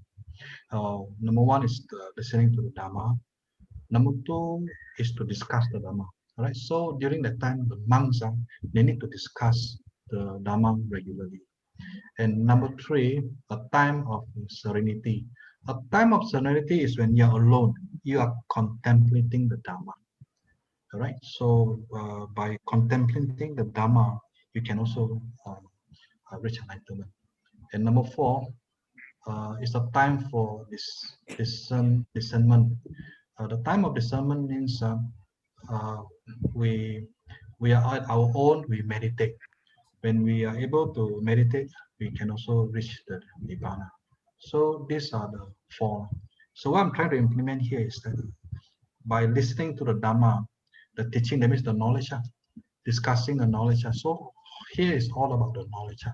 And the number 4 is through meditation. Through meditation, that means we have to have the discipline so that our mind can focus and we can then achieve the Nibbana. So anyway, this is my own finding, and I just want to share with everyone. I don't know whether it is useful or not. So this is what I have in mind. Yeah, Brother Bucks, I just want to add. Add on. Add in the sense that it normally you have to have a combination of both knowledge and conduct. That means you need knowledge and also you need to practice meditation. Yes. But the thing is, there is still a possibility of pure knowledge achieving arahant in the sutta they mentioned, but it's very difficult. And this type of arahant, they call it dry arahant. What do you mean by pure knowledge, Brother Heng? That means without going through the meditation. Okay. Purely like when he learned the Dhamma, he contemplate and he managed to see the things as they really are. It's very difficult, possible but very difficult. But it's possible. Very rare. And this arahant, they call it a term called dry arahant. In fact, I had this difficulty to understand. I then asked Sayale myself. Once I said, Sayale, I read from the Anguttara Nikaya, there are 4 ways, and one of the ways is by listening. I say, how can we listen? I have been listening to the Dhamma for 20 years. How come I don't get enlightened? Then she laughed at me. So Sayale says, But in those days, in India, it's different. In those days, in India, the people, they practice a lot because they understood. So then what they need is just one spark of the Dharma, then they get enlightened. He says people like us in year 2000 something, we are all corrupted. So because we are corrupted, we can listen for 20 years, we can listen for 200 years, also no use. So I think that answer the question. I like what Brother Lim say. We need to have knowledge and we need to have conduct. Yeah. Beautiful. Okay, Sister May, you raise your hand. I'm just thinking, I'm not sure, I'm just sharing my thoughts about why knowledge and conduct has to go together in our practice. So say, for example, someone who has very good conduct in terms of, the precepts, the virtuous part of it, but has no knowledge. I'm just thinking about Abhidhamma, the Abhidhamma course that we did, that when you only have Sila, and you're doing things, when you do your virtuous deeds and you do things without knowledge, then in your next life, you do not have the wisdom to meditate in a way that would bring you, the enlightenment practice. That's what I'm thinking. That in Buddhism we call it not skillful. In Buddhist terms, we call it not skillful. We understood. You do it with skill and do it without skill. So those with knowledge are doing with skill. So they then will have more effect. To progress further. That's why the conduct together with knowledge got to be supporting each other for us to sort of progress in the path. Okay, thank you. So now I have to go to the last question before the time is running out.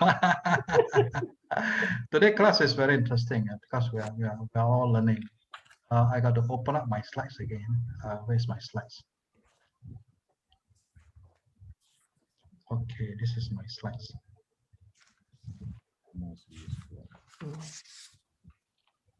Okay, so the last question: how do we obtain knowledge and cultivate virtuous conduct through daily practice?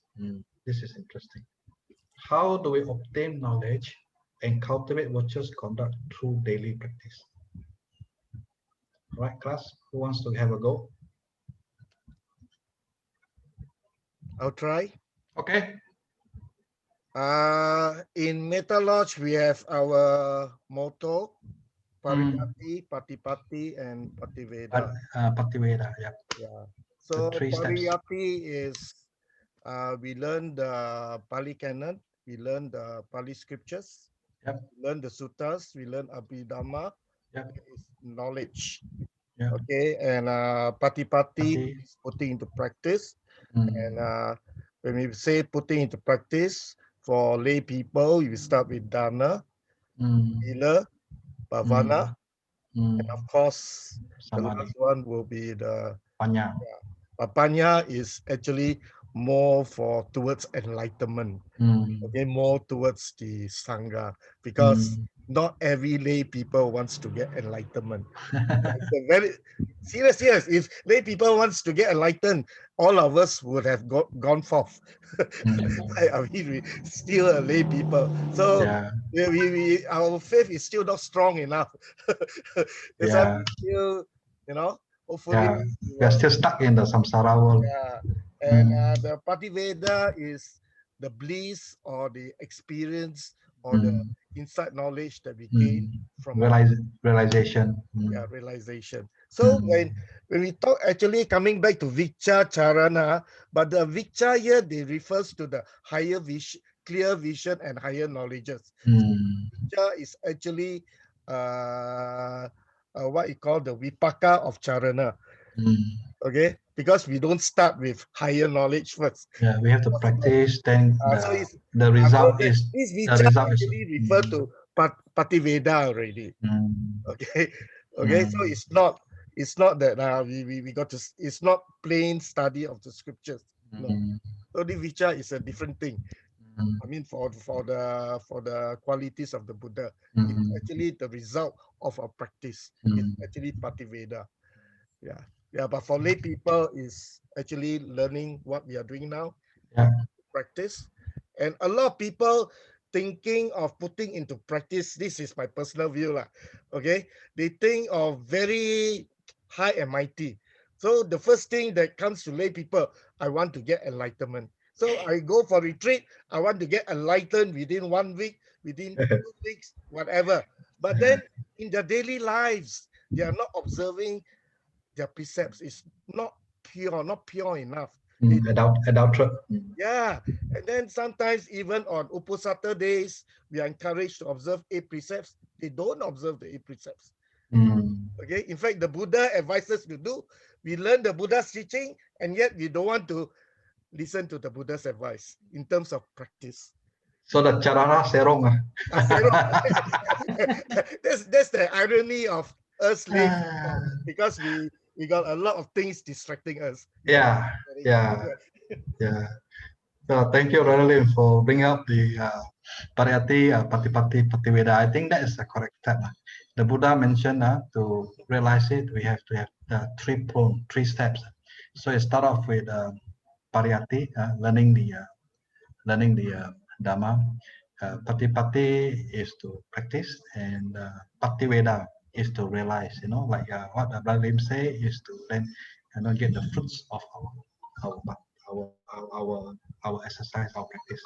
Okay, I think I have to move on because we are supposed to stop at 12:30. So I hope you all don't mind. We got to play one more audio from this Sayale Susila, which is about 6 minutes. Then after the audio, then we will do our own meditation, maybe for the next 20 to 25 minutes. Then from there we can close the class. Is it okay, everyone? Okay, yeah. All right. So I'm so sorry we langgar the time. So I have to now call Sister Veronica to play the audio by Sayale Susila.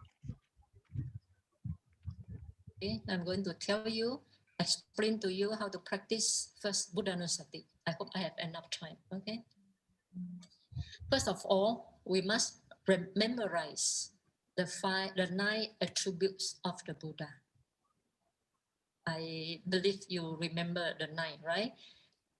Itibiso arahang, Sammasambuddho, Vijja, Carana-sampanno, Sugato, Loka Vidu, Anuttaro Purisa Dhammasarati, Satthadewa Manusanang, Buddho Bhagawa. 9. I have written a book called 9 Attributes of the Buddha. However, it's in Chinese. So if you know Chinese, you read and learn in detail what is Buddha, what is Sammasambuddho, what is Bhagawa, what is the meaning. Only then your contemplation on recollecting of Buddha's virtues is fruitful.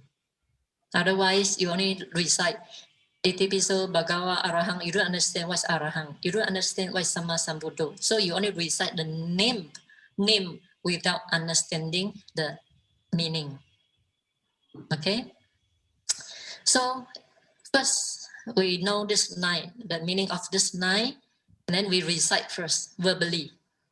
Verbally recite can block some of the wandering thoughts. So we recite again. Then after that, the second step is first we recite verbally, third we recite mentally, silently in the mind. Until some of the restlessness mind is subside, some of the wandering thought is subside. Then finally, among this 9, we choose one. Which one you feel more comfortable for you? You feel nice, you feel good, you have good feeling with that one attribute, then you stick on that one. Let's say Buddha. What's the meaning of Buddha? Buddha is also one of the 9 attributes. What is the meaning of Buddha? Buddho. Buddho means awake, weaken, awake to the 4 Noble Truths. All the Bodhisattva, our Bodhisattva Prince Siddhartha spent 4 asankaya and 100,000 kapas seeking for the truth. What is the truth he seek? Is this Four Noble Truths? So you must understand what is the Four Noble Truths. Then once you understand, then you reflect Buddho, Buddho, Buddho. Then you can know Buddha's mind. The Buddho means awakening, awaken to the Four Noble Truths, awaken from the delusion towards Four Noble Truths. So when you Buddho, Buddho, first you recite the name first, Buddho, Buddho, until some restless thought is subside. Then gradually you lift the words and go to the meaning. The meaning of Buddho. What is the hidden meaning in the Buddho? Then it's the awakening to the Four Noble Truths. Then you can reflect a little bit the Four Noble Truths. Then at a time, a lot of pity, joy will arise in your mind. So this is how you practice Buddhanusati. And this Buddhanusati will reach only access concentration. Later on, you can, after if you get bored with one word, you can change Arahang. Arahang. What's the meaning of Arahang? The killer of all great hatred and delusion is called Arahang. So you can imagine yourself, when your mind is beset by anger, desire, jealousy, agitation, then you compare this type of mind with Arahant. A person who is peaceful, without any hatred, without any greed, without any delusion, then you can compare and you know the state of Arahant. By your own worldly state, you understand how peaceful if the mind is without all this anger, delusion, and greed. Then this state of mind can arouse your joy and happiness. Then gradually you achieve access concentration. Why Buddhanusati cannot reach jhana concentration? Because Buddha's virtues, the guna, Buddha's guna, virtues, is very superior. They cannot be penetrated by our worldly mind. They cannot be penetrated by a mind still full of defilements. So we only can think of it without really reach that state. And it's also the ultimate truth. That virtues is ultimate things that cannot lead one to jhana. Ultimate truth cannot lead to jhana. Only concept like breath, nimitta, all these are concept. Concept can lead to jhana. Like Four Elements meditation are ultimate truth, cannot lead one to jhana. So once a while, it's good to practice Buddhanusati. Like this morning, I practiced the whole Buddhanusati. I feel very pleasant, very happy, a lot of joy. Especially in this practice, in this spiritual path, it's not a smooth path. It's full of hardship. So sometimes we need some joy and happiness in order to push us along.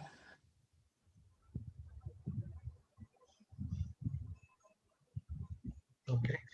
So, brothers and sisters in the Dhamma, you will do your own meditation. Then what we do is we'll meet again at say 12:45. Is it okay? 12:45. Then I will do the debriefing. I have one more announcement to make, and then we'll do the transfer of merit. Then we can close the class. So you can open your video or close your video. I leave it to you, and you do the Buddhanusati meditation by yourself. Okay. I see you at 12:45.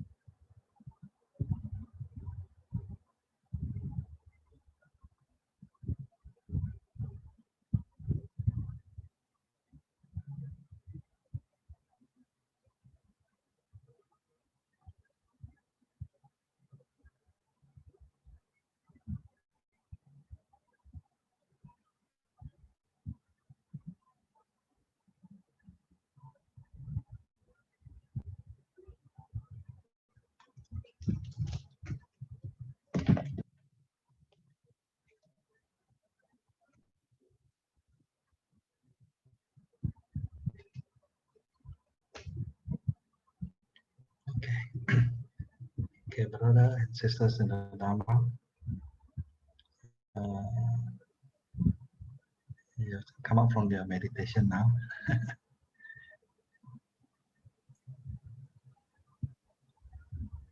Okay, relax. So you can on your video.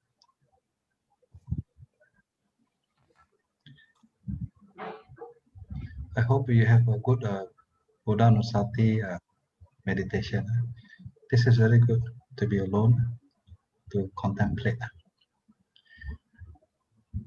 Okay, so before I make my announcement, I want to ask, anyone got a gong in a house so that when we go into meditation, bong, anyone got in a house? So you can, you have, Brother Heng. Okay, so you don't mind in the next class. So when we start the meditation, you just gong, and then when it's time to come up, you gong again. All right. So at least they have the real feeling of like a monastery. Okay, so I want to tell you this announcement is this. Remember, I told you that Saleh will meet us at the end of our course, which is the last class on the 25th of September. So I plead to the other facilitator to say, why don't we invite Saleh to come and appear at least once, in between, say class number 5. So everyone agree. And then the good news is this: instead of asking for one more time to appear, she allowed 2 times. So that means we are going to see Saleh 2 more times plus the last class. So we're going to see Saleh 3 times. So for that, Saleh told me that we don't just ask her to come and to say a few words. She said, why don't you ask your Kalyana to ask question? So this is your homework. I want every one of you to think about what question you want to ask to Saleh. So at least give one question. So you only got one shot, So make sure you ask the question that has been bugging you in your mind for a long time. You cannot find a satisfactory answer. This is the time, all right? So when will Saleh meet us? We haven't got the schedule yet. So our leader, Sister Si-Chen, is in communication with Saleh. Once we know the date, then we let you know. So at that time, all the 3 classes will combine together. You will see the rest of the other Kalyana also. And this is where then we can ask our question. Yeah. So there are 2 opportunities, that means 3 opportunities. So if you can, you develop a few questions, because sometimes your question also asked by other people. So at least you got standby other questions to ask, right? Then when the time comes, you can also ask your question. So like my friend, he's very funny. He wanted to know where is the location of the mind, whether it's in the head or whether it's in the heart. So every time when he went to see Bante or a Sayadaw, he always asks the same question. It's a very funny guy. So if you have any kind of question in you that has been bugging you, so you please make sure you write it down. You don't have to tell me. When the time is up, I will call your name. You raise your hand, I call your name, then you can ask the question. Okay. So anyone has a last thing to tell me or to share with anyone or ask question before we end today's class? Anyone has a question to ask? No. Yes. Regarding the question, is it confined to the study or is it any topics? Of course, it doesn't confine to the study. It can be anything that is bugging you, but in relation to Buddhism, right? More on your practice, how you get stuck in the practice, So it's good opportunity to ask. So our teacher willing to appear 3 times, next few class. So I feel very happy that we can talk to her directly and answer, hear the answer directly from her. All right. So I don't want to go through me because that's not what you want. He has to come from the teacher itself. Okay. Any last question? So otherwise, I think we will do the transfer of merits. Okay. Then we can say goodbye. But I want to tell you first, I have enjoyed today's class as well. I've enjoyed the first class. I've enjoyed today's class, and it gave me a lot of pleasure, to be your host. And I look forward to see you again in the third class. All right. So let's do the transfer of merits. All right. You switch off your mic. I will do the transfer of merits on your behalf. for your palms. Idam me punya asawaka aya amhotu. Idam me punya debana sapacaya hotu. Mama punya bahagam sabba sattanam bajemi te sabbe me sanam punyam bagam labhantu. Sadhu, sadhu, sadhu. Okay, so with this, I think we can call off today's session, and it was always a pleasure to be learning the Dhamma together with you, Kalyan Mita. Thank you to Brother Lim and also to the rest who participated so much, and clearing our view, strengthening our view is one of the 10 what's the right word for it? 10 kusala. 10 kusala. Yeah. So thank you for strengthening our view. I really appreciate. Today I found out that Sammasambuddho is not the Buddha to be. The Buddha to be is the Bodhisattva. Okay. So I wish you all the best. Malaysia is continuing to be plagued by the coronavirus. I wish you to stay safe. And then also, if you have not got a shot, please go and get a shot. I got one more shot to go. And then stay safe. And then I see you again, class number 3. Class number 3, I don't know what are we studying. The class number 3 will be Sugato. Sugato, yeah. So we'll study Sugato, and then we will have more things to learn. And so I wish you all the best. Okay, so I say thank you now. Bye bye. Sadhu, sadhu, Sadhu. Thank you, brother. Bye. Bye bye. Bye-bye. Thank you to Sister Veronica also, for doing so much work at the back. Thank you. Bye-bye. Thank you, Sister Veronica. Bye-bye. Thank you, Brother Bucks. Thank you, Bye. Sister Veronica. We continue to discuss in the WhatsApp, please. Right? Okay. Bye-bye. Bye. Bye-bye. See you all. Bye. Thank you.